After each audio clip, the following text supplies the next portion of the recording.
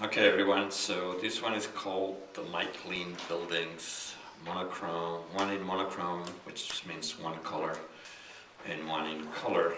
And what I'll do is like on Monday, I'll have you do it first kind of without saying much, just like how would you do it. And so with the template, which is just a very simple outline, just use that as a little tracing guide and transfer this drawing very lightly with either your colored pencil or maybe just in pencil onto a separate piece of paper. So don't use this original, make yourself a new one, very, very light. And what it's going to be is going to be, of course, here sky. We're going to have road of some kind. There's going to be grass. These, of course, are trees,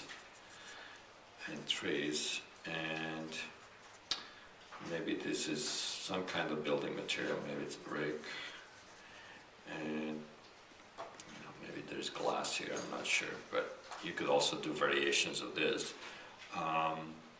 And so let's just do one in pencil. How would you make a rendering of this scene? In pencil, or just a monochromatic pencil, like a brown or a blue. Prismacolors are softer, so they'll move more smoothly than a pencil. So just pick either a pencil or soft pencil, HB or softer, or a regular Prismacolor, and use that for this first exercise. And then we'll do it again in color, okay? But for now, just do this for maybe 10 minutes or so. So what I'll do is I'll show you what I did when I took the workshop, and I'll try to go through the steps, like little tips and little rules, which, like any rule you can break, but it's a good starting point. And I'll try to do one myself, okay?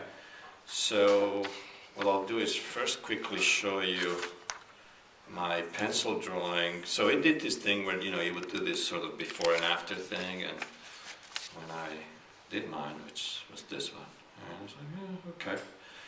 And we did this without much input, and then we did this like 20 minutes later.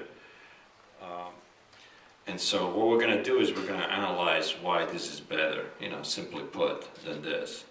And things like, okay, too much detail because bricks are just too small at that scale to be represented. So what do? Well, you can maybe just show the color of the bricks, right?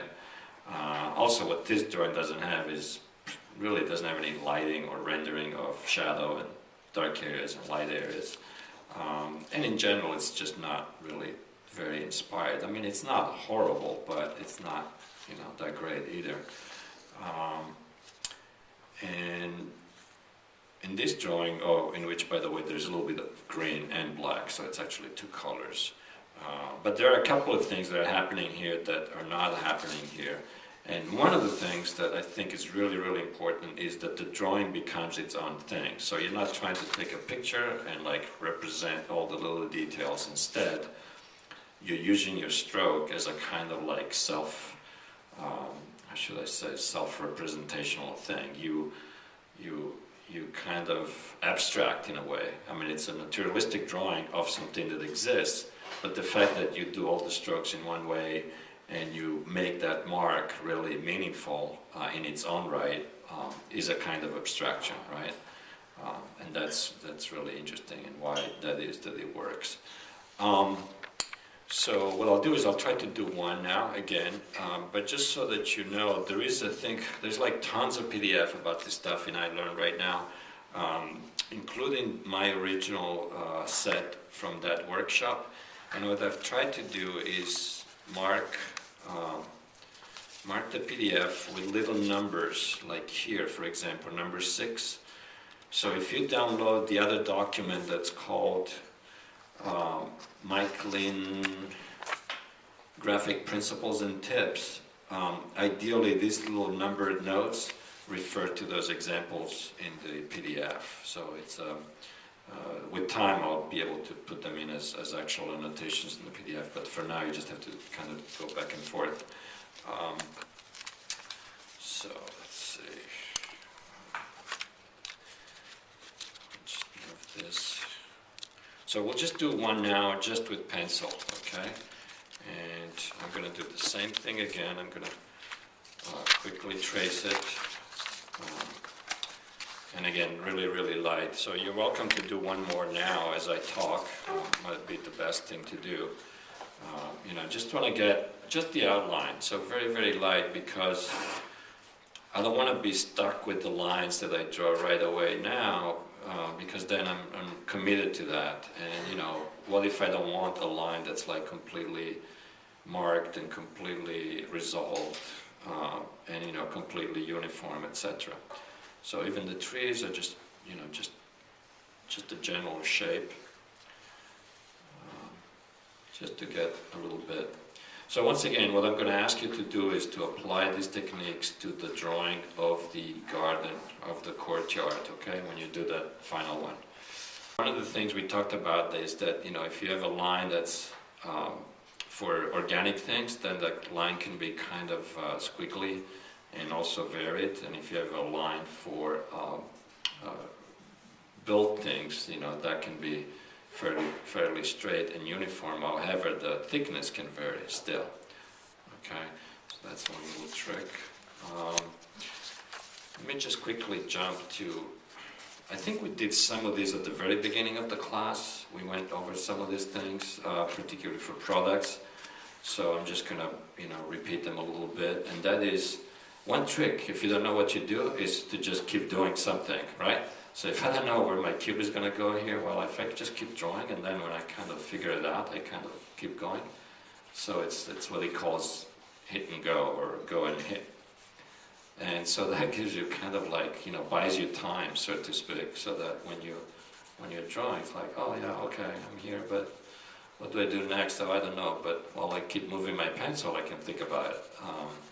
Although the trick really is not to think too much, right?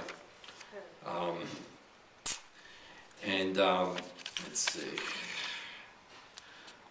The other little tricks are like using lines that don't always end up like perfectly with an ending point, but like have a little dot that extends, maybe breaking them up a little bit. I want to get to the trees because that's the fun part. This is just a general quick thing about the fact that if you're going to use light colors, this particularly for markers, if you're going to use light markers, then you're kind of like, you can do crazy stuff. Like this was done taking a bunch of markers and just like going like that, and then creating the drawing on top of it. And if you see him doing it, it's like, wow, it's amazing. This is my poor rendition of it. So the trees, he has this funny thing. You can have different style trees, of course, but with this particular drawing, he talked about little McDonald's for the tops of your trees and little Wendy's for the bottom of your trees, which is a kind of neat way to remember. And another thing to remember is that you have always the shadow on trees is really below. I mean, that would give it a better rendering because the light is from above. So let me just start putting some of that into the drawing now. What I want to do is actually not, again, commit to my final lines, that is the outlines, because as soon as you do that, it really looks like finished. So you want to do that at the very, very end, and especially when you do the color version, okay? So for now, what I'm going to do is try to fill in here and there without worrying about like perfect edges, okay? We're going to do those later, and for those you might even use a little bit of a straight edge. Let's see, we can start anywhere, but let's just say we want to do the trees. So we have a bunch of trees here. Note also that the scale is going to be a little bit strange, because these trees look like trees that maybe are like 10, 15 feet tall, but next to this building they're more like, I don't know, 20 feet or 30 feet. But that's okay, right? Drawing is fun because you don't have to be realistic. So what I'm going to do is now just quickly do bottom and tops of my trees, just little, again, what he calls McDonald's. What's hard with the tree is that it's really hard to get away from that stereotype of, that kind of tree. And no matter how you try, because it's organic, it's really hard to do random. Even if I do this, see what I'm doing? I'm just like going around in a very even way. And so, well, I guess it takes practice to try not to be mechanical, right? So whatever we do, though, I think we're going to be in better shape than before. So just keep your kind of pencil moving, and for this you probably could use a little bit of a scalpel shaped tip pencil, so where the shape of your lead is like that, so that as you rotate it you get a nice, uneven line. Okay. I'm a little contorted here in my seat, but okay, I made that too big, but it doesn't matter. Okay. Then of course the trunks, well, just a little bit of a, maybe a little information there. And now let's say if we wanted to do some shading on these trees, again, you're very far away, so it's not like you can do too much details. But one thing you can do is start putting strokes. And here's the thing, again, it's a rule, you can break it, but if you do in fact do 45-degree angle strokes, you're going to be in pretty good shape for most of the drawing. Which is also to say that by keeping your stroke kind of consistent, you give unity to your drawing that it's gonna just make it look like more, how should I say, coherent. I don't know if that's the right word. So right now I'm just putting strokes at the bottom because I want the darker part to be at the bottom. Okay, it looks very even, maybe too much, but maybe we can go back later. Okay, maybe we add a little layer here. Maybe if I want to do a little darker, I can cross-hatch it a little bit, although cross-hatching is a little tricky. Okay. Now the building, it's brick. Again, I can't draw every brick, right? Or even like every raw brick. So what we can do is we can just do a little shading. With shading, there is an interesting, again, kind of counterintuitive, sort of like not very logical way of doing it, which is that you would think that because light comes from above, that this part would be lighter and the bottom part would be darker. So you would think that you might want to do shading like that. Well, in fact, what he says is that because you're going to have dark stuff here on the ground line, the best thing is to actually reverse that, so that you do your lighting, let's see if I can, yeah. You do your lighting actually fading downwards like this. And what that achieves is to then have more contrast with the ground. Okay? So it's kind of a flipped relationship. So let's try to do that with our building. And I'm just going to, again, try not to do zigzag. See, I'm already breaking the rule, which is bad in this case because it doesn't look as good, which is the 45-degree rule. But now I'm stuck, so I'm going to leave it alone. And I'm going to fade a little bit. See, what I did was my sort of stupid, right brain, whichever it is, the one with the intellect, is the left, okay, was like, oh, okay, I want to make my lines like next, parallel to the line of the building, which of course is wrong, because then as soon as you do that, it starts looking like a feature. So now, because this looks a little bit like I'm trying to do the lines of brick, it doesn't look as good as if I was going to do instead my 45-degree, which contrasts with any existing line or any existing future line, which I'm going to do later. So that's much better, right? So I'm going to do a little bit here too, and I'm just going to pretend that even though maybe somewhere around here there's going to be my sun going through the clouds, I'm going to pretend that the front is going to be lighter, so just to give it more contrast. Okay? So maybe this is a different surface, and so how would I do that? Maybe I just leave, my shading very, very light. Okay, so we've done the building, and again, we haven't done the final lines. We've done the trees. Let's put some grass here, and let's do something with the road, with the yellow brick road or whatever there. A very simple way is to just start, with your strokes. By the way, you can also do this, which is fade your drawing towards the edges of the page, so that it has this kind of like focus in the middle. And the way to do that is simply to just, vary your strokes. So I'm just going to go like that right now, just very, very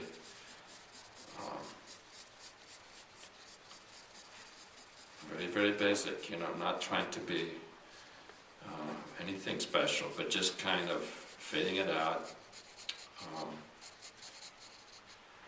And I'm going to do the same with the road. And another thing that he says is try not to put like these little blotches that sort of like start looking like what he calls rubby poop, which is don't put a spot like isolated, because as soon as you do that, you're forced to go back in and try to blend it a little bit. So first do maybe, now in this case again I'm changing the stroke, but in this case it's kind of justified.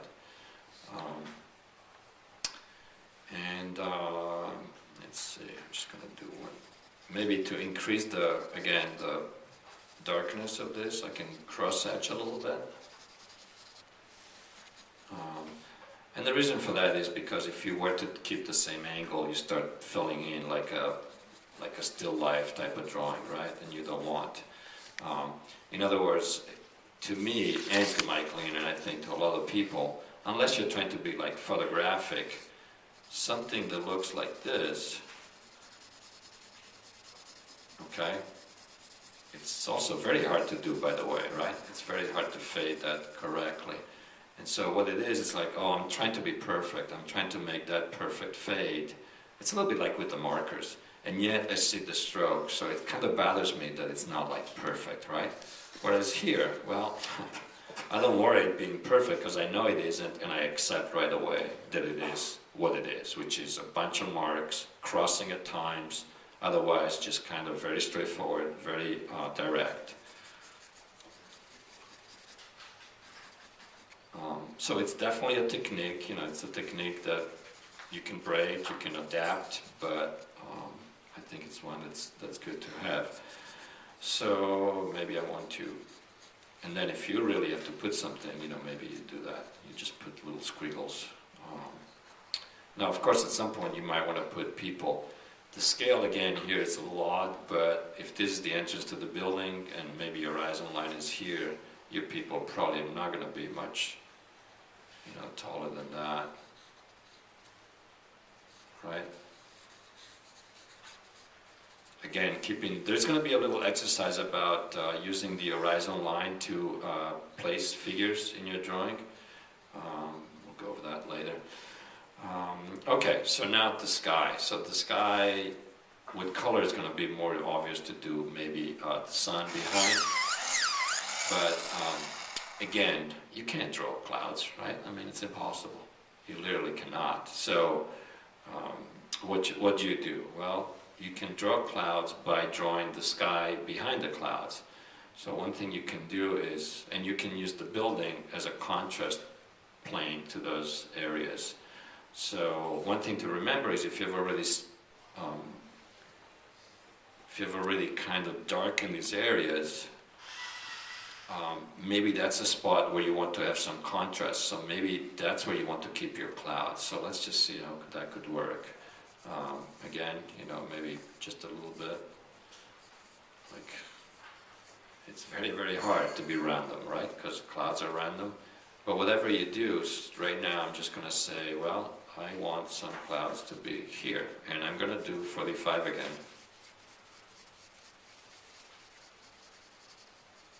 Okay, so in essence I'm drawing the sky behind some of the clouds that I see. And again I'm going to like fade out, or fade outwards rather.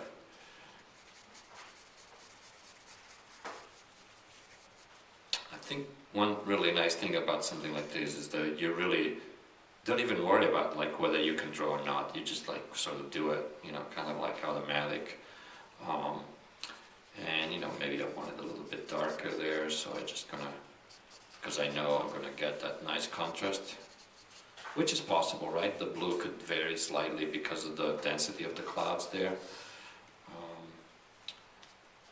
maybe a little bit more here because I get a little more contrast there. All right, so now I'm almost ready to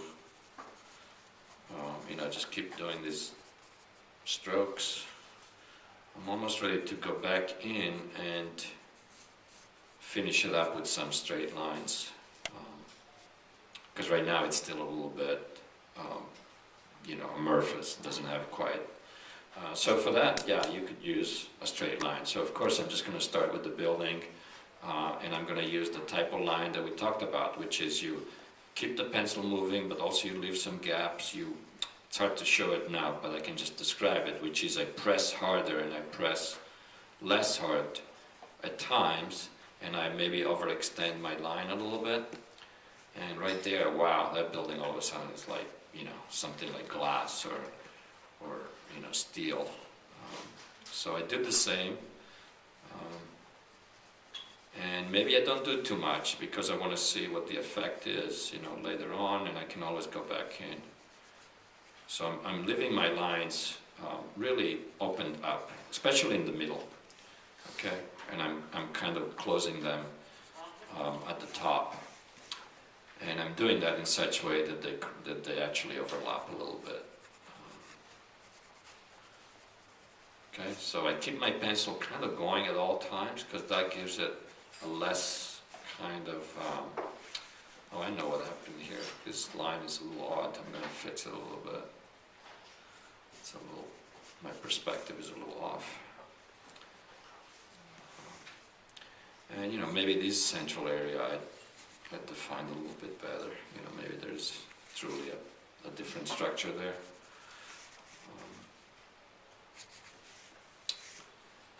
Okay, so maybe on the outside a little bit.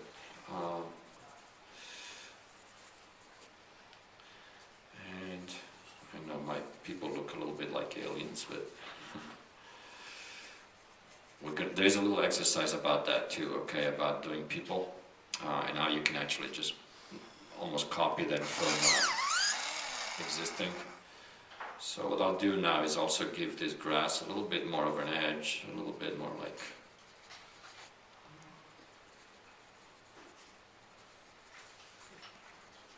So keep turning your pencil. Like what I'm doing, I'm constantly like doing this, okay? I'm like rotating my pencil. And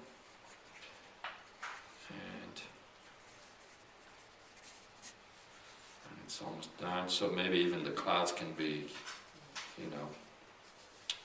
highlighted a little bit more. But again, it's hard to do the edges, right? Because as soon as you do edges, it's like, you're kind of stuck to that. Okay. Maybe even a little bit darker shadows. Maybe play with the trees a little bit more. Maybe the trunks have also a little bit of shadow by doing the right side a little bit darker. Okay. And I'm just going to finish it by adding, because I liked that earlier, by adding a second color, which actually you might not even be able to see on the screen. Yeah, really hardly, but I'm just going to add a little color just to make it not so monochromatic, okay? Just add a little color to the trees, but still using it just as a dark, right? Not as a dark, but as a monochromatic thing. Okay, I don't want to do that to the building, otherwise it's going to look funny. And maybe just finish off with just doing this idea of like fading it out, because I think that really makes it stronger. So whatever you do, you just kind of go. So even my trees, maybe here I make them a little darker. And again, I just don't worry too much, right?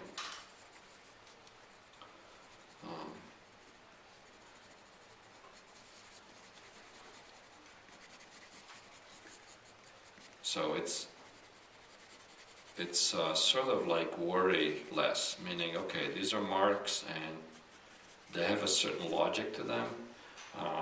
This is the list resolved in a way because I strayed from that. So what I'm going to do is try to fix it a little bit, just to be much more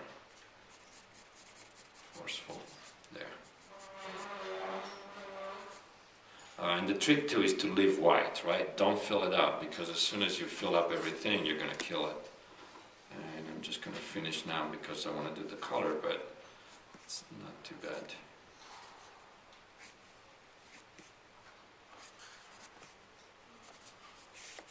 So in something like this, of course, the fact that you're using a ruler for your sort of, inorganic, or what he calls dead things, like buildings, gives it a nice contrast.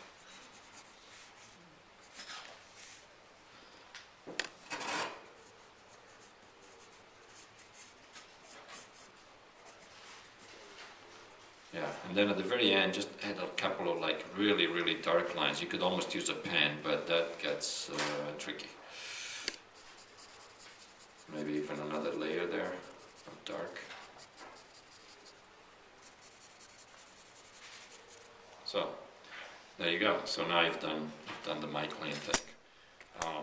Okay, I'm going to stop and we're going to do a color version of this. Okay, we're going to do the same thing.